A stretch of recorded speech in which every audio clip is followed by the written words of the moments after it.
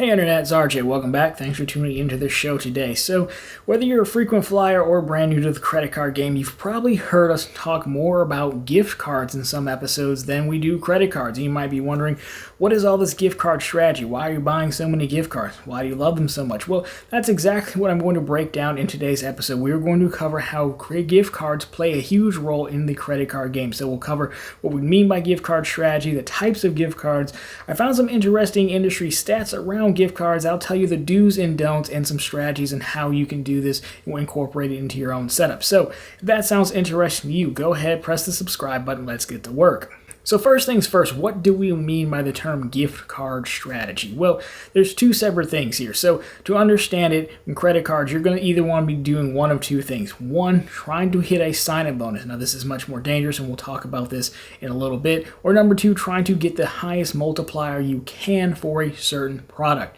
And that's where gift cards come into play. Okay, so first up, we'll talk about the minimum spend and the sign-up bonuses. So credit card offers come with minimum spends. Spend X amount of dollars in the first few months, and then you're going to get your reward. Now, some of these spendings are quite easy to hit. Freedom Flex, Freedom Unlimited, spend $500, get $200 back. Some cards, on the other hand, they get up there a bit. So when I was doing my Ink business cards, the cash on the Unlimited card from Chase, that was spend $7,500 in 3 months. Now, it's high. They are business cards, but it's still quite a bit of money.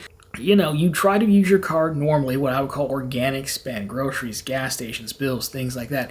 But if you get to the end of the 3 months and you still need to do some additional spending, you don't want to lose out on the sign-up bonus, that's where gift cards come into play. What folks like to do is say, hey, I know that I'm going to go to, the grocery store down the road.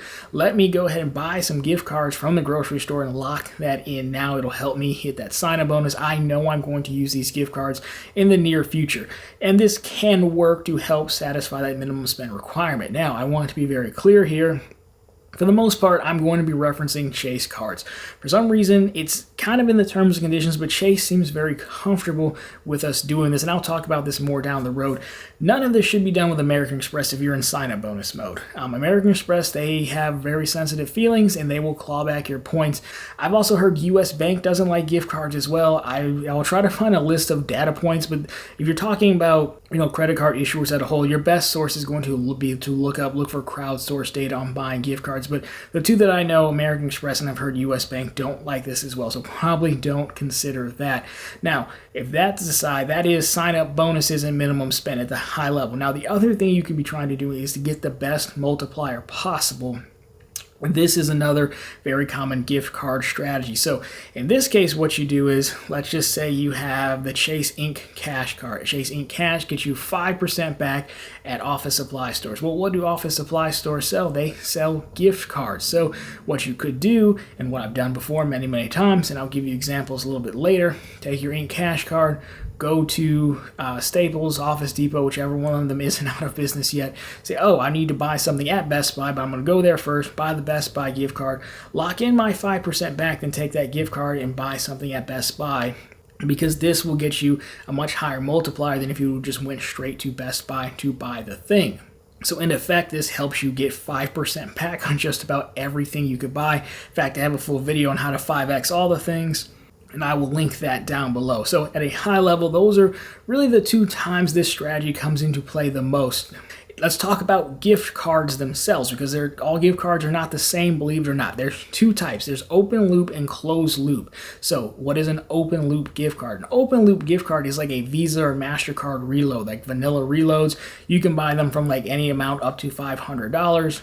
They're called open loop gift cards because they work anywhere. Really quick to the activation fee, kind of a tangent, but sometimes office supply stores, they do run specials where they'll waive the activation fee. This is why the Ink Cash combination is very popular, because they'll waive the fee on $200 or $300 options. People just go hit Staples and Office Depot very, very hard. Another reason people like the Visa reloads is because there's a way to quickly liquidate them potentially. So generally you buy a closed loop gift card, Best Buy again, you can't do anything else but buy a phone or something from Best Buy. Visa reloads, you have the option, because they are technically a debit card. On the back, you can scratch it off and there'll be a PIN. you can go to like a Western Union and you can buy a money order with it. Money order is like 97 cents. You can make that money order out to yourself, take it to the bank and cash it. Now you've effectively racked up your 5x points doing this. It is getting harder to liquidate these from what I understand because, again, back to the potential fraud. This is a common practice when you have a stolen credit card, something like that. So as a result, these places don't really want to deal with it. You trying to buy all these money orders and write them out to yourself, so they might not be a fan of it, even though the Visa card is technically a debit card. They just don't want to be involved in it because if a chargeback comes through and they end up getting held liable, it could cost them money. So proceed at your own risk. I don't personally do this, but I do know plenty of people who do to rack up points. Again, never with Amex. Chase does seem to be okay with this. Now, on the other hand, you have closed loop gift cards, and that is like our Best Buy example. Best Buy gift card can only be used at Best Buy, so it's a closed loop. That is the gift card strategy and how we use it for credit cards. Now, I did find some interesting gift card stats that I'd like to share with you. Then we'll close with some best practices, and I'll tell you how I personally do this if you are interested. So first of all, gift cards as a whole really got popular maybe 10 to 15 years ago. And this slide here shows us how the gift card industry as a whole has grown. So we can see here the global gift card market from 2020 to 2025. So they're projecting it out a little ways. But on the left, that's in billions. So you can see by 2025, they are expecting $510 billion in gift cards overall to be purchased.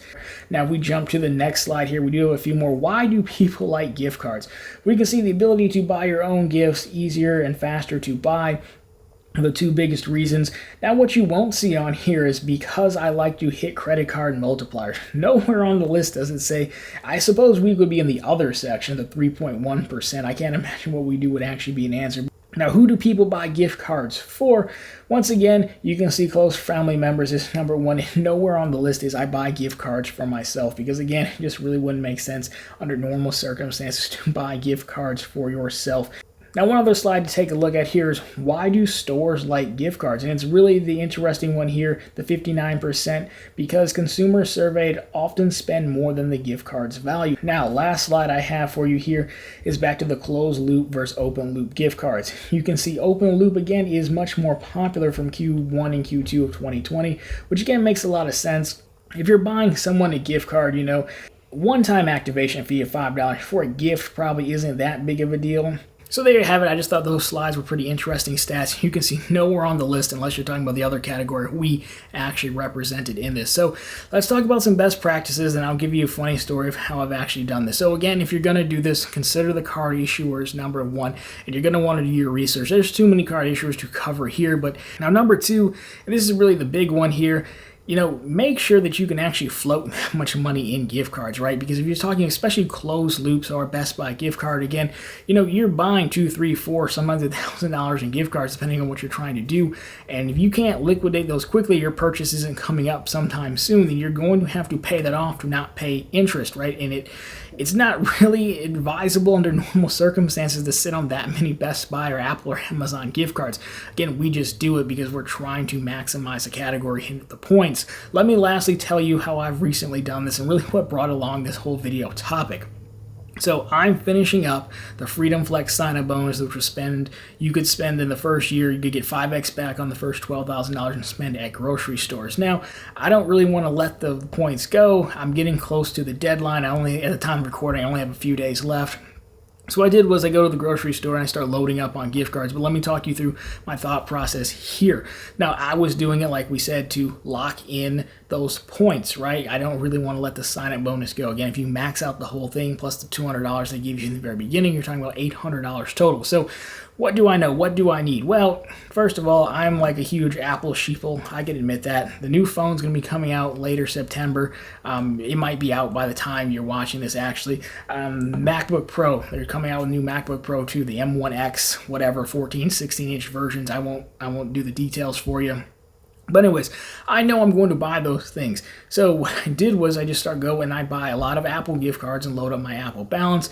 And now number two, I also always recommend folks to buy Amazon gift cards. Now, it's a grocery store, so you could also buy grocery store gift cards. That would make sense. But I have the Amex Gold card at 4x back, so I have my grocery multiplier covered should I need it. It makes more sense for me personally to try to get 5x back on this stuff that is questionable if I need or not. But hey. we're not asking those type of questions here. So that's kind of what I did. Now I always recommend Amazon gift cards because you can turn Amazon into, one, they sell everything, but you can turn Amazon gift cards into other gift cards. So if I buy Apple gift cards, I'm locked into Apple. And I don't really know when the computer is going to come out yet. We think November, but still a long time from now.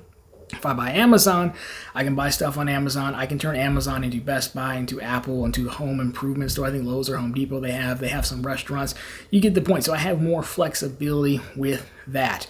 So that's my strategy. I have on screen, you can see how many gift cards I've ran through, but I wanted to max it out. So again, I don't really advise it. I can't really personally leave a sign-up bonus on the table. That's kind of what brought this whole thing along. That's pretty much the gift card strategy. Those are really some things you want to keep in mind as you go. I'm definitely going to throw in here, be careful and do your research up front. We really only touched on Chase and Amex and US Bank, but make sure your card issuer is going to be okay with this. There should be enough data points. I'll link to the data point sites down below if you want to check it out.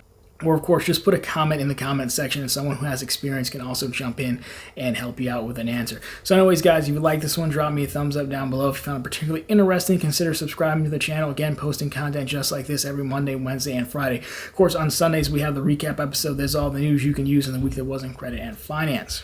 My question for you guys is let me know what you think of the gift card strategy down below. What is the record amount of gift cards that you have bought before to hit a bonus? Or better yet, what is your favorite gift card to buy? Or do you stay away from the strategy altogether? Love to get your thoughts on that. Anyways, guys, that's going to do it for this one. As always, thank you so much for watching, and I'll talk to you in the next one.